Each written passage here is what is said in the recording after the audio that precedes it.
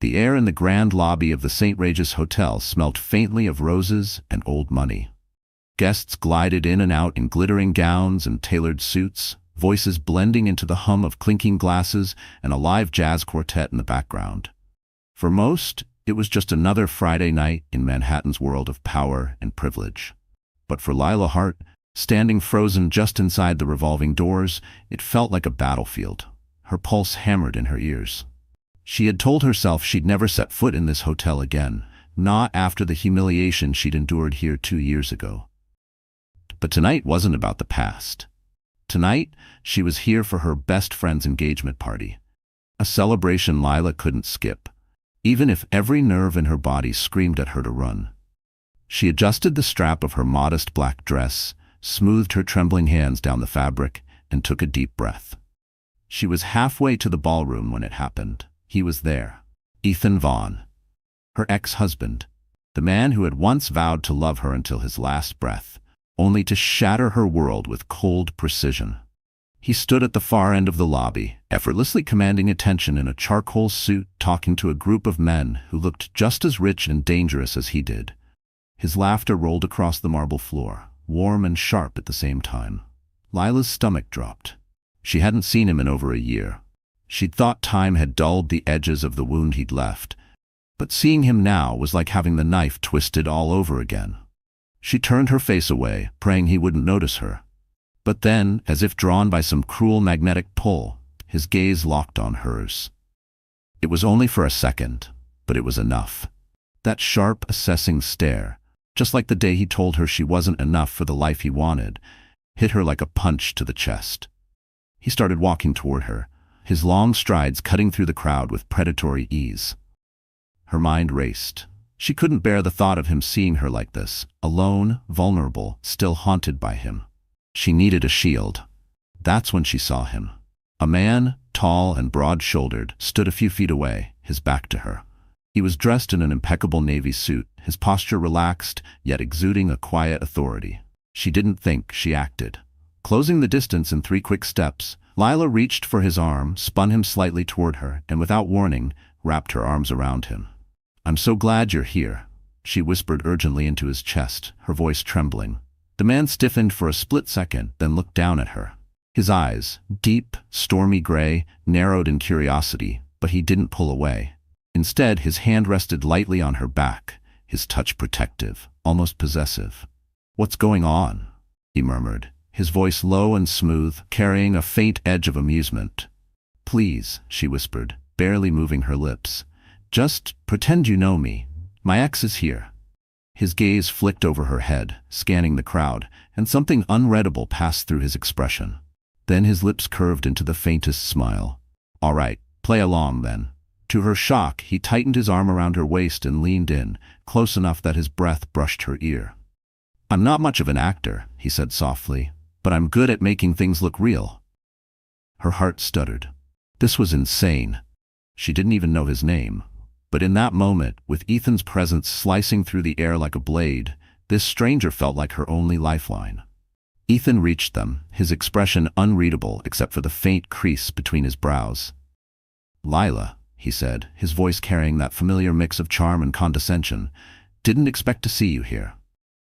Before she could respond, the stranger spoke. His tone was cool, measured. "Funny," he said, looking Ethan up and down. "I was about to say the same thing about you." The tension between the two men was instant, electric. Lila could feel it radiating through the air. She glanced between them, wondering what exactly she'd stepped into. Ethan's eyes narrowed. "And you are?" The stranger smiled, but it didn't reach his eyes. "Someone who doesn't appreciate the way you're looking at her." It was a line straight out of a movie. The kind of thing Lila would have rolled her eyes at if she weren't currently clinging to him like a life raft. For a moment, Ethan seemed caught off guard. Then his smile returned, colder this time. "Well," Ethan said, "I suppose I should congratulate you, Lila. You've upgraded." The stranger's arm tightened slightly around her, his body a solid barrier between her and the man who had once broken her. "Oh, she's done more than that," he said, his voice dropping to a dangerous murmur. Lila's breath caught. She didn't understand what he meant, but something in his tone made Ethan's smirk falter. It was subtle, But she saw it. The brief flash of uncertainty in the man who never let anyone see him sweat. For the first time in a long while, Leela felt a spark of control. She straightened her shoulders, her grip on the stranger's arm steady. "We should be going," she said, her voice stronger than she expected. The stranger nodded once, then guided her away without another glance at Ethan. They moved through the crowd together, his hand warm against her back, his presence a steady shield. She didn't know who he was or why he'd gone along with her desperate charade. But she knew one thing. She'd just crossed an invisible line, and nothing about tonight would end the way she'd planned. As they reached the elevator, the stranger pressed the call button and turned to her with that same faint, unreadable smile. "You have a habit of hugging random men in lobbies?" he asked. She almost laughed, the sound breaking through the haze of adrenaline. "Only when my past tries to ruin my night." The elevator doors slid open, and he gestured for her to step in first. As she did, she caught his reflection in the mirrored walls, a man perfectly at ease, yet somehow dangerous. The doors closed, cutting them off from the noise of the lobby. He extended his hand. "Nathaniel Cross," he said. "And you are?" "Lila," she replied, hesitating before adding, "Lila Hart." His gaze lingered on her for a moment, as if weighing the name, testing it. Then he smiled, slow, deliberate. "Well, Lila Hart, I have a feeling tonight's going to get interesting." She had no idea just how right he was, because Nathaniel Cross wasn't just a stranger. He was a billionaire, with a reputation for never letting go of what he wanted. Lila Hart hadn't always been the woman clutching a stranger's arm in a marble hotel lobby. Once she'd believed in fairy tales. Hers began in the most ordinary of places, a small town in upstate New York, where the nights were quiet, the winters long, and the tallest building was the county library. Her mother, a school teacher, had raised her alone after her father left when she was 3. Money was always tight, but their home was warm with laughter, books stacked high on every surface, and a garden that bloomed defiantly every spring. From a young age, Lila carried 2 things with her everywhere: a sketchbook and a dream. She loved to draw, anything from portraits to architectural details she saw in magazines. She imagined herself one day designing boutiques or quaint cafes, places where beauty and comfort met in perfect harmony. After high school, she scraped together scholarships and part-time jobs to attend a design program in the city. It was there, in her 2nd year, that she met Ethan Vaughn. He wasn't just handsome, he was magnetic. Tall, broad-shouldered, with a voice that could turn a compliment into a promise, Ethan had the kind of charm that made people believe in him instantly. He claimed he worked in finance, though it quickly became clear he wasn't just some junior analyst. He took her to rooftop bars with sweeping views of Manhattan, to art galleries where everyone seemed to know his name, to restaurants where a single glass of wine cost more than her weekly groceries. Lila was dazzled. She told herself his world didn't intimidate her, that he saw something in her no one else did. When he told her she was different, she believed him. They married after a whirlwind year of dating. At first, life was a dream. Ethan encouraged her to quit her job and focus on building her own brand, though in reality he didn't like the idea of her working late or answering to anyone but him. He bought her dresses and jewelry, filled their apartment with expensive furniture, and whispered that she was his queen. But over time, the edges of the fairy tale began to fray. It started small. Comments about her wasting time on designs that weren't profitable, questions about why she needed to see friends he didn't know, suggestions that she should present herself better at his corporate events. Then came the larger cracks. Nights when he didn't come home until dawn, phone calls taken in hushed tones, unexplained charges on their credit card statements. Lila tried to ignore the signs, convincing herself he was just stressed from work. But one night, everything unraveled. She had been planning a quiet dinner for their anniversary. His favorite wine, candles, the pasta dish she'd learned from his mother. Ethan called an hour before he was due home to say he was caught up at a meeting. Something in his voice made her uneasy, so she decided to surprise him at his office. What she found was burned into her memory forever. Ethan in his glass-walled office, leaning against his desk, lips locked with a woman she had never seen before. The woman's hand was tangled in his tie, His was sliding up the back of her dress, and when Lila opened the door, he didn't even look guilty. He just straightened his jacket, smirked, and said, "This isn't what it looks like." But it was exactly what it looked like. The divorce that followed was swift and brutal. Ethan had powerful lawyers, and Lila, who'd given up her career and savings to be the wife he wanted, had almost nothing. In the settlement, she walked away with a small apartment, a battered savings account, and a broken heart. The months that followed were a blur of survival. She picked up freelance design jobs wherever she could, often working late into the night. Friends she thought she could count on drifted away, either uncomfortable with her new reality or unwilling to choose sides against Ethan. Her mother tried to help, but she was still a teacher in a small town. There was only so much she could do. Lila told herself she was healing. She told herself she was stronger now, that she had learned her lesson. But the truth was, she carried the humiliation like a weight, afraid to let anyone close enough to see the cracks. And then came the invitation to Claire's engagement party. Claire had been her roommate in college, the one person who had stood by her during the divorce. They didn't see each other often, but when Claire asked her to come, Lila couldn't say no. She wanted to be there for her friend, to show that she was moving on, even if she had to fake the confidence she no longer felt. The only problem? The party was being held at the St. Regis, a place Lila had once walked into on Ethan's arm, believing she belonged in his glittering world. Now, the thought of walking in alone made her stomach twist. Still, she told herself it would be fine. Ethan traveled constantly. What were the odds he would be there? As it turned out, the odds were exactly 100%. Seeing him again in that lobby had been like a nightmare made flesh. Every scar she thought had healed split open in an instant. The way his eyes scanned her, measuring her, calculating, was the same as the day he'd told her, "You'll never survive without me." And that was why, when she saw the tall man in the navy suit, she didn't hesitate. She didn't care if it was reckless or strange. She just needed to look untouchable for the 2 minutes it would take Ethan to pass her by. She had no idea that the man she'd clung to, Nathaniel Cross, was not only a billionaire, but someone whose life was as far from hers as the moon from the earth. She didn't know about the headlines his name commanded, the boardrooms he commanded, or the quiet ruthlessness behind his steady gaze. She just knew that for the first time in a long while, she'd felt protected. And now, standing in the mirrored elevator beside him, she realized she might have just stepped into a far more dangerous world than the one she'd escaped. Because Nathaniel Cross was about to make her an offer that would change everything. The elevator glided upward with the smooth silence that only the most expensive hotels could afford. Lila's pulse was still unsteady, but she kept her gaze fixed on the golden numbers above the door as they ticked higher.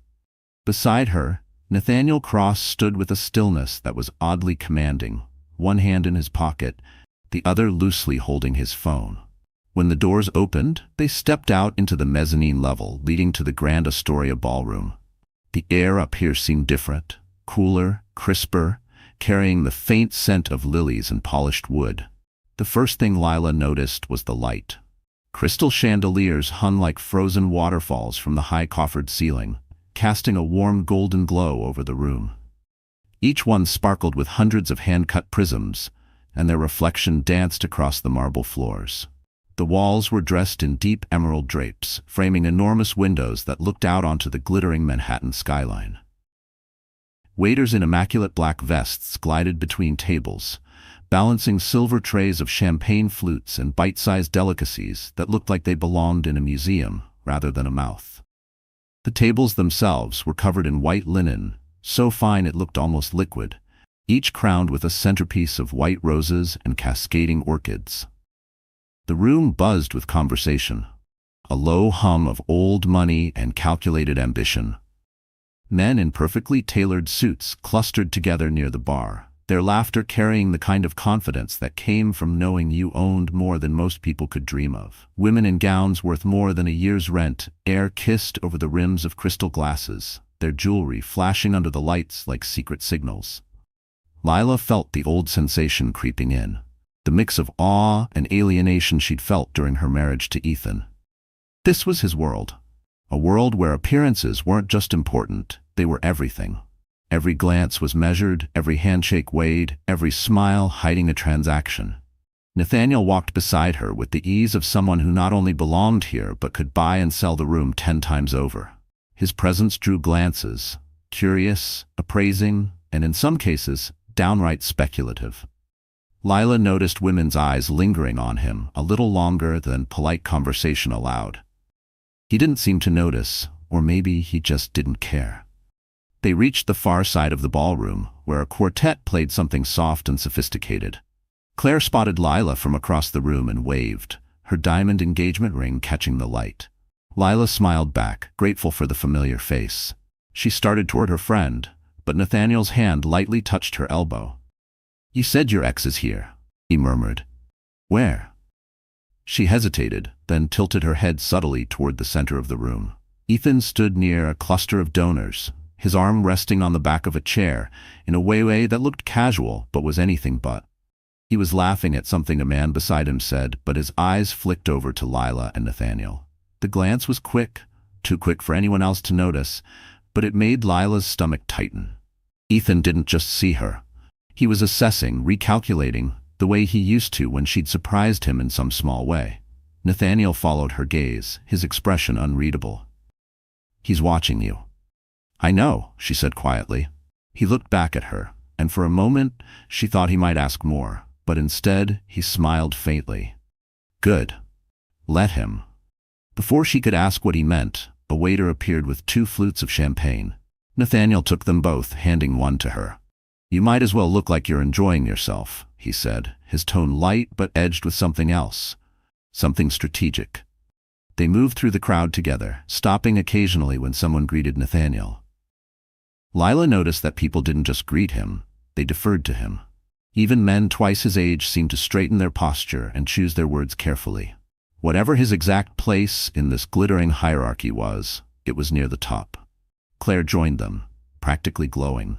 "Lila, you look amazing." She leaned in for a hug, then turned to Nathaniel. "And you must be?" "Nathaniel Cross," he said, shaking her hand. Claire blinked, recognition dawning in her eyes. "As in Cross Industries," he gave a small nod. "Guilty." Claire shot Lila a look that said, "We're going to talk about this later," but the moment was interrupted by a ripple of motion near the center of the room. A tall man in a navy suit, different shade than Nathaniel's, stepped up to the microphone on the small stage at the front. His voice carried easily over the murmur of the crowd. "Ladies and gentlemen, thank you for joining us tonight for the annual Hearts for Hope Charity Gala." The speech continued, all warm words about generosity and community, but Lila barely heard it. Her eyes kept finding Ethan. He was still watching her, though now his expression had shifted, less surprise, more calculation. The moment the applause started, Ethan began making his way toward them. The crowd seemed to part for him, like they always had when he was moving toward something he wanted. Nathaniel noticed. Without a word, he shifted slightly, angling his body so that when Ethan arrived, Lila was standing just half a step behind him, shielded from direct view. "Lila," Ethan said smoothly when he reached them. His smile was polite, his eyes anything but. "I didn't know you'd be here tonight." "Surprise," she said, her voice steady even though her heart was pounding. Ethan's gaze flicked to Nathaniel. "And you are?" "Nathaniel Cross," he said evenly. Recognition flickered in Ethan's eyes. "Ah, I've heard of you." "I'm sure you have," Nathaniel replied, his tone mild but edged with steel. The 2 men stood there for a moment, the tension stretching between them like a live wire. Lila could feel the weight of eyes on them from nearby guests. Claire reappeared at her side, chatting breezily to fill the silence, but Lila's attention stayed locked on Ethan. She could see the question forming behind his smile. What is she doing with him? And for the first time, she didn't mind him wondering. Nathaniel broke the silence first. "If you'll excuse us," he said, his hand settling lightly at the small of Lila's back. "We have somewhere to be." He guided her away without waiting for Ethan's response.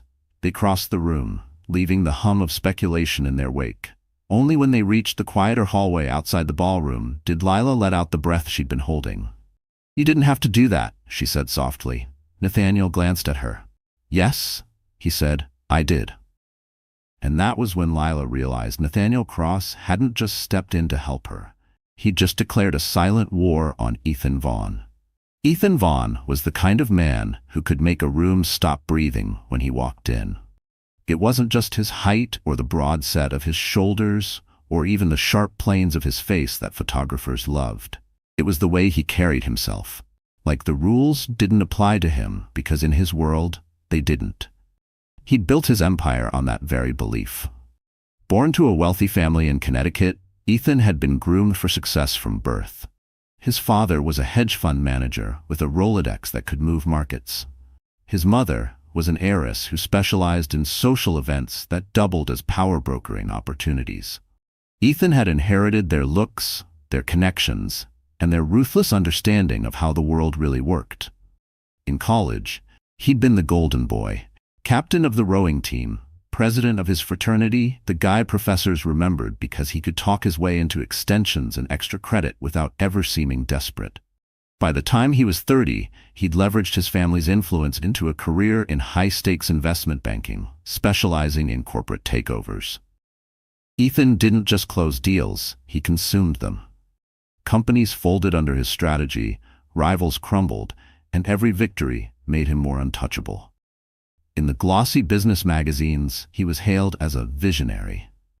But behind the champagne toasts and the tailored suits, he was something far less glamorous, a man who believed winning was the only thing worth caring about, and people were just pieces on the board. Lila had learned that the hard way. When they first met, Ethan had been all charm and gallantry, sweeping her into a life she'd never imagined. He told her he admired her ambition, her creativity. He bought her sketchbooks and whispered about the design firm they'd start together one day. But once the ring was on her finger, the admiration curdled into criticism. "You don't really understand this world," he'd say when she questioned a decision. Or, "You're too sensitive. In my business, you have to be willing to play hard." It wasn't long before the criticism turned into control. He'd comment on what she wore. Too plain, too flashy, not the right designer for the crowd they were seeing. He'd accidentally forget to mention events until the last minute, so she had no time to prepare. And when she succeeded at something on her own, like getting a freelance design project published in a local magazine, he'd brush it off as cute, but unimportant. The night she caught him with another woman had been the end of their marriage, but not the end of his reach. Even after the divorce, Ethan made sure she felt his presence. Mutual friends accidentally passed along his digs, how she was struggling, how she'd never make it without him. When she tried to pick up clients in the design world, she found doors quietly closing. She didn't have proof, but she knew Ethan was behind it. Ethan's cruelty wasn't loud. It was deliberate, strategic. He never raised his voice. He never looked angry in public. He could ruin someone's reputation with a single sentence over dinner, all while smiling and toasting to their continued success. Tonight, at the St. Regis, Lila could feel that same quiet threat radiating off him. From the moment Nathaniel Cross put himself between them in the ballroom, Ethan's demeanor had shifted. To anyone else, he looked calm, even amused. But Lila recognized the subtle signs, the way his jaw tensed just before he smiled, the calculating glint in his eyes. Ethan wasn't the kind of man to be publicly challenged without consequences, and Nathaniel had just done exactly that. What unsettled her most was the fact that she couldn't read his plan yet. Ethan never acted without one. Nathaniel, on the other hand, seemed unbothered. After their exchange with Ethan, he'd walked her toward a quiet corner, stopping to greet a few people on the way, as if nothing had happened. But Lila could feel it in the air. The shift in the room, the whispers starting, the ripple effect that always followed when powerful men crossed paths. And she knew Ethan well enough to know he wouldn't let it end with a polite nod and a drink. "Your ex," Nathaniel said after a moment, glancing toward where Ethan now stood talking to another group, "likes to be the center of the room." "That's one way of putting it," Lila replied, trying to keep her tone light. Nathaniel studied her for a moment. "What did he do to you?" She hesitated. Part of her wanted to shrug it off, to keep her history locked away, where Ethan couldn't use it against her again. But Nathaniel's gaze was steady, not prying so much as waiting. "He taught me," she said finally. That some people only see you for what you can give them, and once you're no longer useful, you're disposable. Nathaniel's jaw tightened slightly, but his voice stayed even. And yet you're here, in the same room as him. For a friend, she said. Not for him. Nathaniel's eyes flicked briefly toward Ethan again. Good, because men like that, when they lose control, they tend to get creative. The implication wasn't lost on her. Across the room, Ethan laughed at something one of his companions said, but his eyes found Lila again. This time, he didn't look away. He raised his glass in a slow, mocking toast. The gesture was small enough that no one else might notice, but it was meant for her alone. She felt that old, familiar dread stir in her chest. Ethan was telling her he still had the upper hand, that no matter who she stood beside tonight, he could still reach her. Nathaniel noticed her reaction. Ignore him, he said quietly. That's not how it works with Ethan, she replied. Nathaniel's lips curved into something that was almost a smile, but there was nothing warm in it. Then maybe it's time someone showed him how it works with me. For a moment, Lila didn't know what to say. She'd only just met Nathaniel, yet here he was, talking about stepping into a battle she'd been fighting alone for years. The problem was, battles with Ethan weren't just won or lost, they were survived. And she wasn't sure anyone could come out unscathed. And then, as if to prove her fears right, Ethan Vaughn started walking toward them again, this time with a very deliberate smile. Ethan's approach was slow, unhurried, the way a predator might circle prey it already knew couldn't escape. The murmur of conversation in the ballroom barely masked the subtle shift in energy. Lila felt it before she saw it. The way people began glancing over their champagne flutes, whispering behind manicured hands. Nathaniel, standing beside her, didn't move. If anything, his posture grew even more relaxed, his hand still resting at the small of her back. A silent message that she wasn't standing alone. Lila, Ethan greeted when he finally reached them, his smile polished to perfection. I didn't get a proper introduction earlier. His gaze flicked to Nathaniel. Though I think I know who you are. Nathaniel met his stare with calm disinterest. Then I won't waste time telling you. The tension between them could have cut glass. Ethan's smile didn't falter, but his eyes sharpened. Still, he continued, we should be civilized. After all, Lila and I share history. He let the word linger just long enough to make it sound intimate, deliberate. Lila braced herself. Ethan rarely made a move without an audience, and she could feel one gathering now. Donors, socialites, even a few journalists hovering near the edge of the conversation. He turned slightly, gesturing toward a passing waiter. Champagne for the lady, Ethan said smoothly before adding with faux concern. Or, are you still avoiding alcohol these days, Lila? The implication was immediate, and it wasn't lost on the crowd. Whispers flitted through the air like sparks. Lila's stomach tightened. He was bringing up something private. Her decision to avoid alcohol during a period of health issues, as if it were a weakness. Nathaniel's hand at her back pressed slightly, steadying her. I'm fine, Lila said evenly, though her pulse was racing. Thank you. Ethan smiled like a man who'd scored a point. Of course, you've always been careful. Sometimes too careful. But I suppose that's what happens when you're not cut out for. Enough. Nathaniel's voice cut through Ethan's words like a blade. It wasn't loud, but it carried, drawing the attention of everyone within earshot. If you have something to say to her, say it without the innuendo. Or better yet, don't say it at all. A ripple went through the onlookers. Public confrontations at these kinds of events were rare, and they were blood in the water for this crowd. Ethan's eyes narrowed. I'm just catching up with an old friend. Nathaniel took a deliberate step closer, his voice calm but cold. From where I'm standing, it looks more like you're trying to embarrass her in front of half the city, which tells me you're either very insecure or very stupid. The silence that followed was electric. Lila's heart pounded, not just from the words, but from the way Nathaniel delivered them, with complete, unshakable control. Ethan's jaw flexed, but he smiled again, though now it looked strained. Careful, Cross. You don't know me. I don't need to, Nathaniel replied, his gaze unwavering. I know enough. For a moment no one moved. Then Ethan chuckled, though there was no humor in it. Well, he said, I wouldn't want to keep you from whatever this is. His eyes slid over Lila, a silent promise that this wasn't over. Enjoy your evening. He turned and walked away, the crowd subtly parting for him. But the damage was done, not to Lila, but to his own carefully crafted image. People had seen him challenged, and more importantly, they'd seen him walk away. Lila exhaled slowly, only now realizing how tightly she'd been gripping her champagne flute. "You didn't have to do that," she murmured. Nathaniel glanced at her, his expression unreadable. "Yes, I did." He's used to controlling the narrative. Sometimes you have to remind people that they're not the only ones who can set the tone. Before she could respond, Claire appeared at her side, eyes wide. "What was that?" she whispered. "Do you have any idea how many people just saw that exchange? Ethan Vaughn doesn't get talked to like that, ever." Lila opened her mouth to answer, but the sound of a microphone tapping filled the room.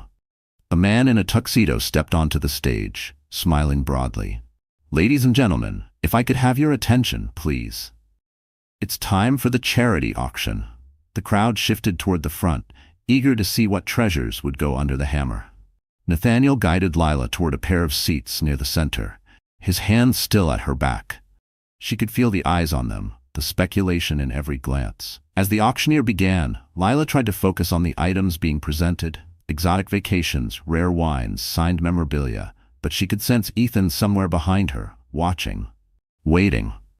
Halfway through, the auctioneer unveiled the centerpiece item: a week-long stay at a private villa in the Amalfi Coast, complete with a yacht and personal chef. Bidding started high and climbed quickly. 200,000, a man called from the back.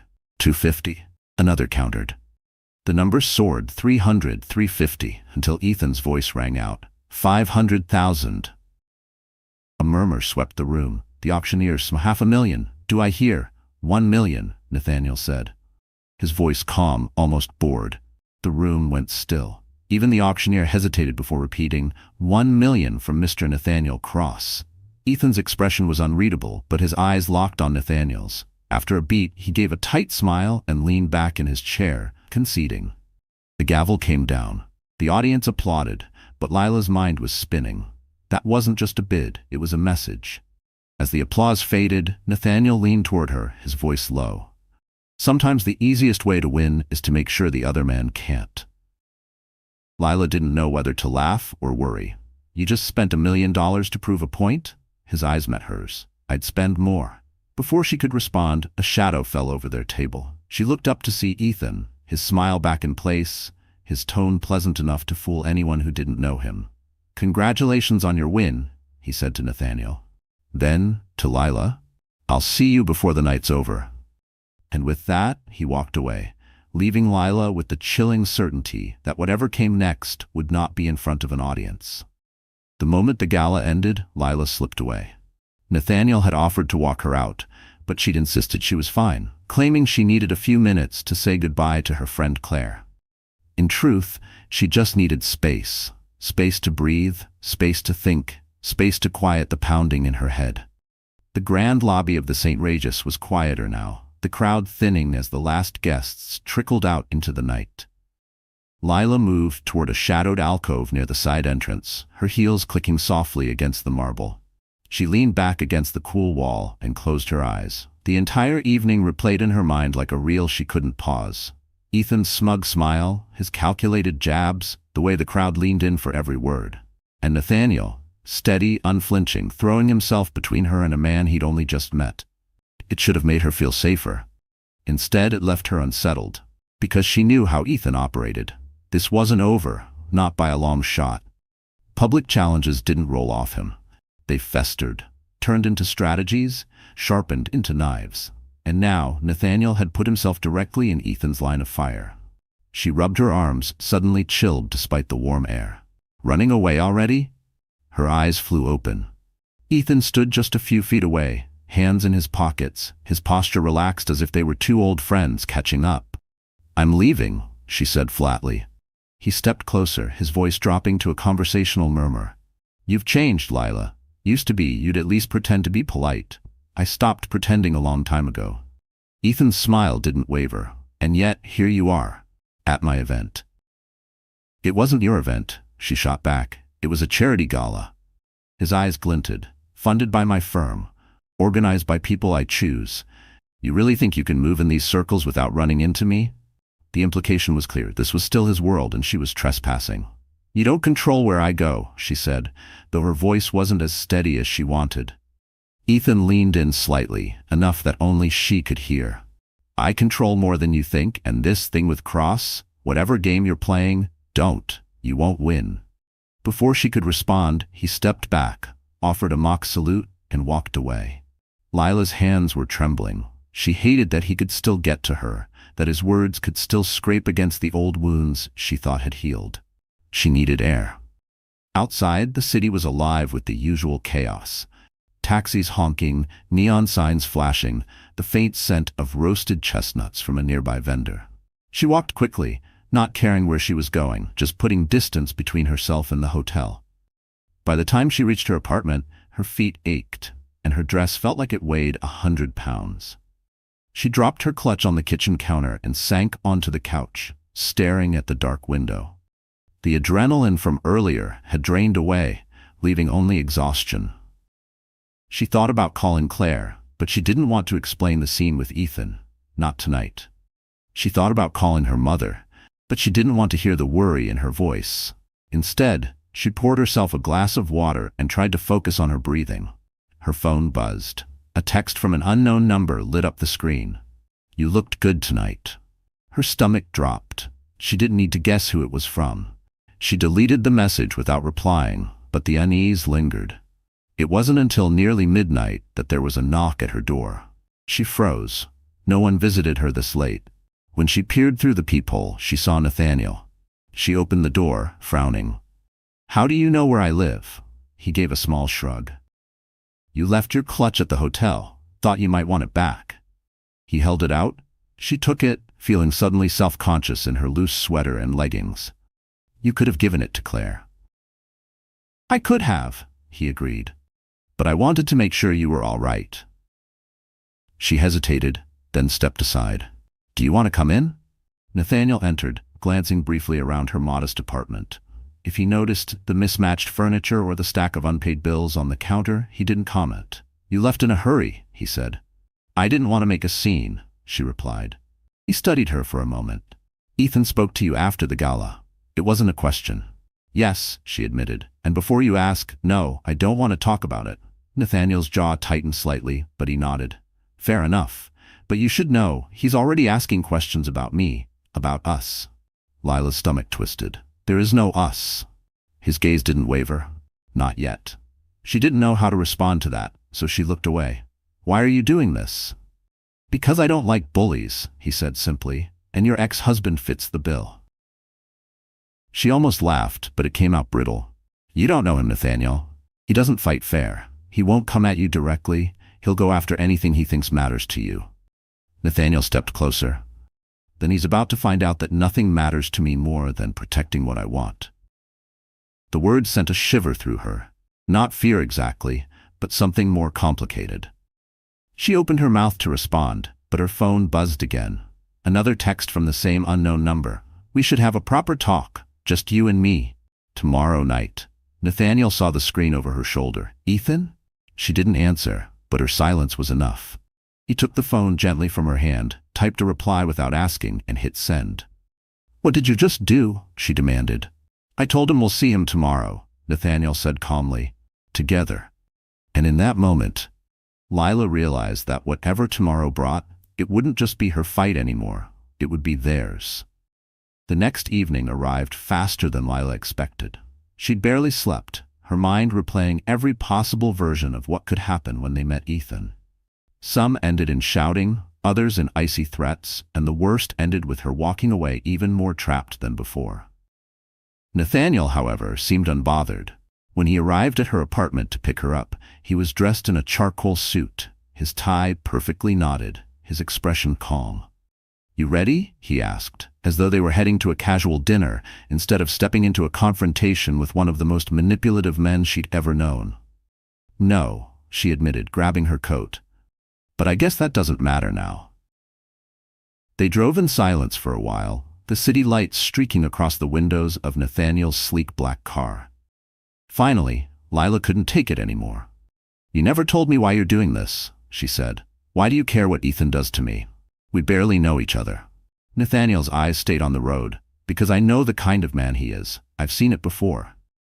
In business? She asked. In life, he replied.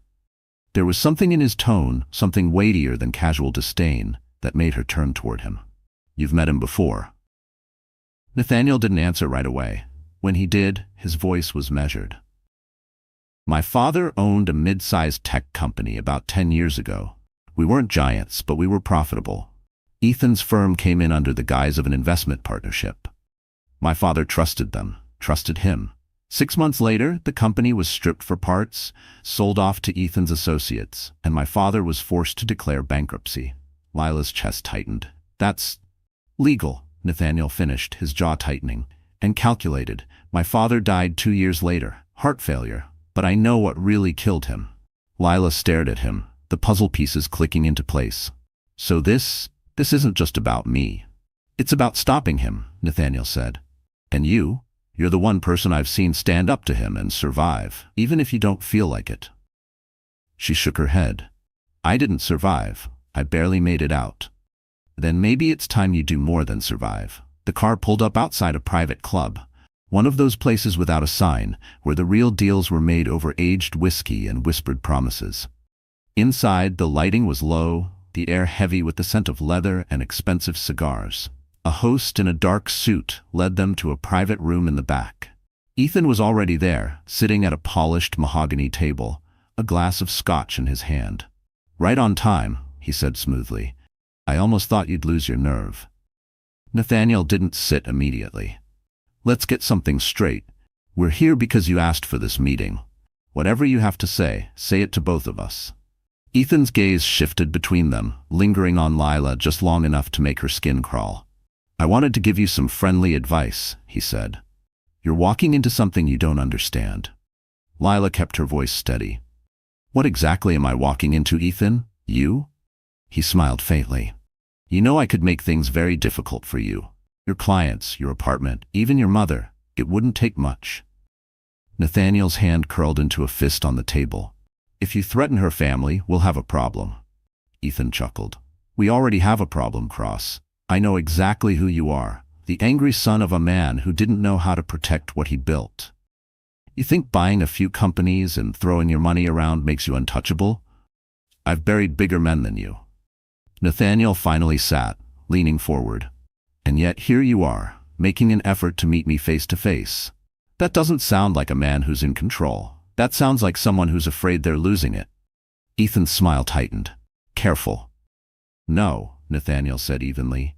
You be careful. You've built your entire life on the assumption that no one will stand up to you. That changes now.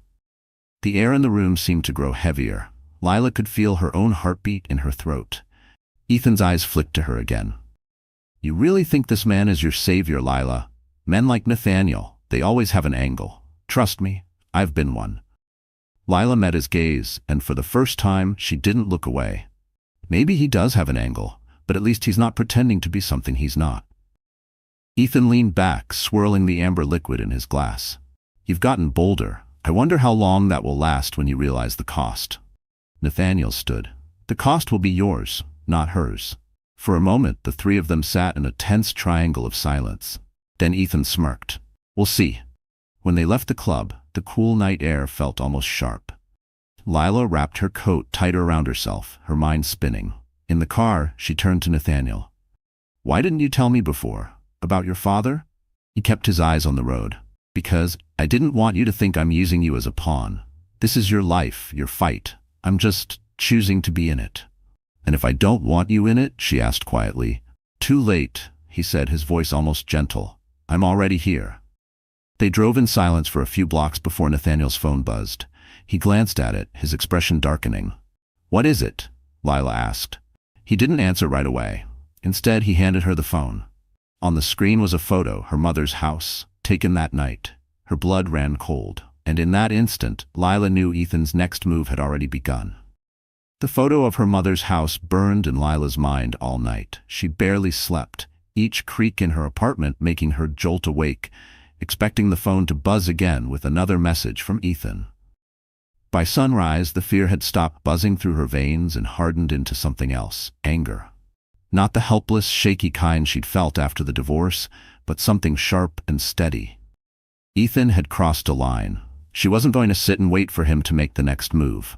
Nathaniel was already in her kitchen when she came out of her bedroom, wearing one of his immaculate suits and sipping coffee like he owned the place. "You have a key now?" she asked dryly. He set the cup down. "You gave it to me last night when you went looking for your charger."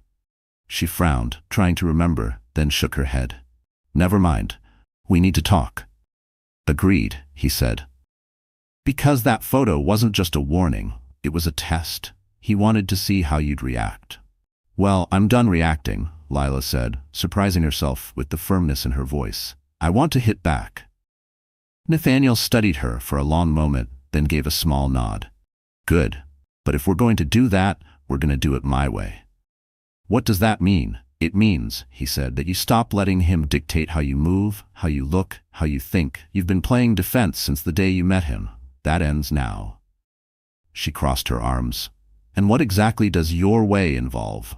Nathaniel's mouth curved into the faintest smile. "First, we change the way you walk into a room." 2 hours later, Lila found herself standing in front of a floor-to-ceiling mirror in a private showroom belonging to a designer she'd only seen in magazines. Dresses in jewel tones and sleek cuts hung around her, each one more stunning than the last. "I don't need a new wardrobe to deal with Ethan," she muttered, tugging at the neckline of a midnight blue gown. "No," Nathaniel agreed, "but you need to remind yourself, and him, that you are not the woman he broke." The words landed heavier than she expected. She turned back to the mirror, studying the way the gown draped over her frame, the way the color brought out the green in her eyes. She barely recognized herself, but for the first time in a long time, she liked what she saw. By the time they left, the showroom had sent half a dozen outfits to her apartment. Nathaniel didn't blink at the bill. The next step wasn't about clothes. That afternoon, Nathaniel brought her to one of his offices, a sleek space with floor-to-ceiling windows and a panoramic view of the city. There, he introduced her to two people, a cybersecurity specialist named Maya and a private investigator named Colin. "Maya will make sure your devices are clean," Nathaniel explained. "No tracking, no listening. Colin's going to dig into Ethan's recent activities. We're not just going to protect you, we're going to find leverage." Lila felt a flicker of unease. "This is starting to sound dangerous." "It already is," Nathaniel said simply. "The only difference now is that you'll be ready." For the rest of the afternoon, she worked with Maya to secure her phone, laptop, and even her apartment's Wi-Fi.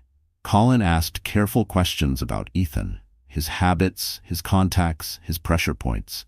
The process was exhausting, but with every step, Lila felt a little less like prey and a little more like a participant in her own life. That evening, Nathaniel drove her to a rooftop bar in the heart of Manhattan. The skyline glowed around them, the air crisp with the promise of winter. "Why here?" she asked, stepping toward the edge to take in the view. "Because tomorrow night," Nathaniel said, joining her, "Ethan's going to see you like this, confident, untouchable, and he's going to realize he's lost control." Lila took a deep breath. What if he doesn't care? What if he just escalates? Nathaniel's gaze was steady. "Then we'll be ready for that too. But you need to understand something, Lila. This isn't just about making him back off. This is about you taking back the pieces of yourself he tried to erase." The words settled into her like a promise. For a moment, they stood there in silence, the city spread out beneath them. Then Nathaniel's phone buzzed. He glanced at the screen, his expression tightening just slightly before he slipped it back into his pocket. "What was that?" she asked. "Nothing you need to worry about tonight," he said. "Just focus on tomorrow." Back at her apartment, Lila tried on one of the new dresses again. It was a deep emerald silk, the fabric catching the light with every movement. She practiced walking in it, holding her head high, her shoulders back. She thought about all the times Ethan had told her she was too plain, too timid, too small to matter. And with each step across the room, she felt those words lose a little more of their power. She didn't know exactly what tomorrow would bring, but she knew she wasn't going to face it the same way she had before. Because tomorrow, she wouldn't just be standing next to Nathaniel Cross. She would be standing as Lila Hart, and Ethan Vaughn was going to see that for himself. Her phone buzzed again. This time, it wasn't a threat. It was a calendar invite from Nathaniel. Tomorrow, 8 p.m., Hotel Belmont, ballroom level. She stared at it for a long moment before hitting accept. And as she set the phone down, Lila knew there was no turning back. The war with Ethan was about to go public. The Hotel Belmont was even more opulent than the St. Regis. The lobby was a cathedral of marble and light, with gilded columns and a massive chandelier dripping crystals like frozen rain. Lila stepped out of the car with Nathaniel at her side, every camera flash from the waiting press bouncing off her emerald silk gown. For once, she didn't flinch. She lifted her chin, meeting the lenses head-on. Nathaniel's hand rested lightly at her back, steady and certain, but she no longer needed it for balance. She felt solid in her own skin. Inside, the ballroom was already buzzing. Tonight's guest list was a who's who of finance, politics, and high society. Waiters glided past with champagne, and a string quartet filled the air with music so refined it almost vanished into the chatter. Ethan was there. Of course he was. She spotted him near the center of the room, surrounded by admirers, his tailored suit immaculate, his smile smooth as glass. When his gaze landed on her, the faintest flicker of surprise crossed his face. It was gone almost instantly, replaced by the calculating mask she knew too well. "Ready?" Nathaniel murmured. "As I'll ever be," she replied. Their plan had been simple in concept, but risky in execution. Colin, the investigator, had unearthed documents showing Ethan's firm's involvement in a series of shell companies tied to offshore accounts. Accounts that had been quietly siphoning charity funds from events like this one. Maya had prepared the presentation. Nathaniel had arranged for the right people to be in the room. All Lila had to do was stand her ground when the moment came. They didn't have to wait long. An announcer stepped to the stage, welcoming everyone and thanking the event's key patrons, among them Ethan Vaughn. Polite applause followed, and Ethan stepped forward to accept the recognition, his voice dripping charm as he spoke about giving back to the community. Nathaniel caught Lila's eye and gave the smallest nod. Her cue. She moved to the edge of the stage, her heels silent against the polished floor. When Ethan concluded his speech and started to step down, she took the microphone. "Before we continue," she said, her voice carrying over the crowd, "I think it's important the people here tonight know exactly where some of their donations have been going." A ripple of confusion swept the room. Ethan froze mid-step, turning toward her with a smile that didn't reach his eyes. "Lila," he said smoothly, "I don't think this is the—" "It's exactly the time," she cut in. Nathaniel signaled to a technician in the back, and the screens flanking the stage lit up. Documents appeared. Scanned contracts, bank transfers, corporate registrations. Maya had highlighted the key points, the shell companies, the matching offshore accounts, the dates that lined up perfectly with several high-profile charity events. Gasps rippled through the crowd. Ethan's smile faltered. "These are baseless accusations." "They're facts," Nathaniel said from the floor, his voice cutting through the noise. "Verified by independent auditors. You've been using charity events to launder money, Ethan. And you've been doing it for years." The crowd erupted, some people whispering, others pulling out their phones. The event's host looked pale, glancing between Ethan and the screen as if unsure what to do. Ethan stepped toward Lila, lowering his voice. "You have no idea what you've just done." "Oh, I do," she said quietly. "I took back the power you've been stealing from people for years, including me." Security began to move closer, unsure if they were there to protect Ethan or remove him. Nathaniel came up beside her, his presence a wall between her and Ethan. "The authorities are already on their way," he said evenly. "You won't talk your way out of this one." Ethan's mask cracked for the first time that night. "You think this makes you safe?" he hissed at Lila. "You think this ends with me walking out of here in cuffs? You have no idea how deep this goes." "Maybe not," she replied, "but I know it's deeper than you can climb out of." The doors at the back of the ballroom swung open. Two men in dark suits entered, flashing badges. They moved straight toward Ethan, speaking to him quietly before leading him away through the sea of watching eyes. The room was silent, except for the click of cameras and the low murmur of speculation. Lila's knees felt unsteady, but she held her head high. Nathaniel took the microphone from her hand and addressed the crowd. Tonight was meant to be about generosity and trust. Let's make sure it still is. The funds from this event will go where they're supposed to go. To the people who need them most. Applause broke out, hesitant at first, then stronger. When they finally stepped off the stage, Lila felt a rush of adrenaline so strong she had to steady herself on Nathaniel's arm. "You did it," he murmured. "We did it," she corrected. But as they left the ballroom, weaving through the crowd, she caught sight of a man lingering near the exit. Someone she didn't recognize, watching her with unnerving intensity. He wasn't clapping. He wasn't smiling. He just stood there, tracking her every move. Nathaniel noticed him too. His expression shifted almost imperceptibly. "Who is that?" she whispered. "I don't know," he said. "But I don't think he's here for the horse doves." And in that moment, Lila realized that taking down Ethan might have just opened the door to something even more dangerous. The man at the exit in the Hotel Belmont had followed them into the street. Nathaniel subtly guided Lila toward his car, his arm protective but not panicked. The night air was sharp, each step clicking against the pavement like a countdown. The man didn't speed up, didn't call out, he just walked, always keeping the same distance. When they reached the car, Nathaniel opened the door for Lila but didn't get in himself. "Stay here," he said quietly. "Nathaniel?" But he was already turning, walking toward the stranger. The two men stopped a few feet apart. Their voices were low, but Lila caught pieces of it through the open car window. "Not here for trouble. Working for investigation. You should have called first." A moment later, Nathaniel returned, sliding into the driver's seat. "He's FBI," he said simply, starting the engine. Lila blinked. "FBI?" They'd been watching Ethan for months. Tonight was just the final push they needed. Relief rippled through her, loosening a knot she hadn't realized she'd been carrying. But Nathaniel's jaw was still tight, his focus sharp on the road ahead. "What is it?" she asked. "They're going to need you," he said. "Your testimony, your evidence, all of it. And once you go on record, there's no going back." Lila thought about the years she'd spent avoiding conflict, trying to stay invisible. She thought about how much she'd let Ethan control her life, even after she'd left him. "Then I'll do it," she said. "I'm done hiding."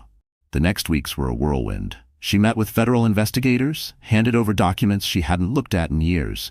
Emails, bank statements, old contracts. Ethan had once shoved across their kitchen counter for her to sign without reading. She sat for hours in a small conference room, telling her story in painstaking detail. It was exhausting, but with every session, she felt lighter. Nathaniel was there for every meeting. He didn't speak unless asked, but his presence was an anchor. He never let her walk into a room alone. The trial date came faster than anyone expected. The government's case against Ethan was airtight. Wire transfers, offshore accounts, witness testimony from former employees. But they needed one more thing. Someone who could speak to his pattern of manipulation and control. That someone was Lila. The courtroom was cold, the kind of cold that had nothing to do with the air conditioning. Ethan sat at the defense table, his suit immaculate, his hair perfect, but his expression tighter than she'd ever seen it. When she took the stand, her hands trembled at first. She told herself it was nerves, but once she started speaking, the words came easier. She talked about the subtle control, the way he isolated her from friends, the calculated humiliation in public. She spoke about the financial pressure, the contracts she'd been coerced into signing, the charity events she'd later learned were covers for laundering money. Ethan's attorney tried to rattle her, but she didn't flinch. Not this time. When she stepped down, she caught Nathaniel's eye. He gave the smallest nod, pride clear in his expression. The verdict came after only 3 hours of deliberation, guilty on all counts. Ethan's bail was denied. He was led from the courtroom in handcuffs, his face pale, his composure finally cracked. Outside, reporters swarmed. Microphones and cameras pressed in, voices shouting questions. Lila answered only one. "What will you do now that this is over?" She smiled, the kind that came from deep inside. "Live, on my own terms." In the weeks that followed, she kept her word. She took on new design clients, not caring whether they moved in Ethan's circles. She moved to a loft she'd chosen for the light streaming through its big windows, not for its prestige or location. She reconnected with friends she hadn't seen in years, people Ethan had once pushed out of her orbit. One afternoon, she found herself at the same rooftop bar Nathaniel had brought her to before the showdown. He joined her, a glass of something amber in his hand. "Strange to think it's over," she said, gazing out at the skyline. "It's not over," he said, leaning against the railing. "It's just different. You're different." She thought about that. "I guess I am." "You're stronger," he said simply. "And that's not because of me, that's you." She smiled, feeling the truth of it settle in her chest. They stood in companionable silence for a while, watching the sun sink behind the skyscrapers. Finally, Nathaniel spoke again. "You know, when I first saw you at the St. Regis, hugging a stranger to avoid your ex-husband, I thought you were just trying to escape for a moment. I didn't realize you were ready to escape for good." She laughed softly. "I didn't realize it either, but I am now." The wind lifted her hair, carrying away the last traces of the fear that had shadowed her for so long. She wasn't the woman Ethan had broken. She wasn't even the woman who had stood trembling in the lobby of the St. Regis. She was someone new. Nathaniel raised his glass slightly. "To living on your own terms." She clinked her glass against his. "To never going back." As the last light of day bathed the city in gold, Lila knew this wasn't just an ending. It was the start of something she'd once thought impossible. A life that was truly hers. And for the first time in years, she felt completely, absolutely free. So that's it, my friends. Our story has come to an end. But if you're still here, watching until now, then something in Lila's journey has touched you in a way that's hard to ignore. Maybe it's the reminder that, as the Stoics taught, we suffer more often in imagination than in reality. Or maybe it's the truth that real freedom begins when we stop letting fear make our choices. Lila learned to reclaim her voice, her dignity, and her life, and so can you. If there's one thing you take from this, let it be this. The past does not define you, but the courage you show today will shape your future. Now, if this story moved you, don't just close the video. Like it, share it with someone who might need it, and subscribe so you never miss the next journey towards strength and healing.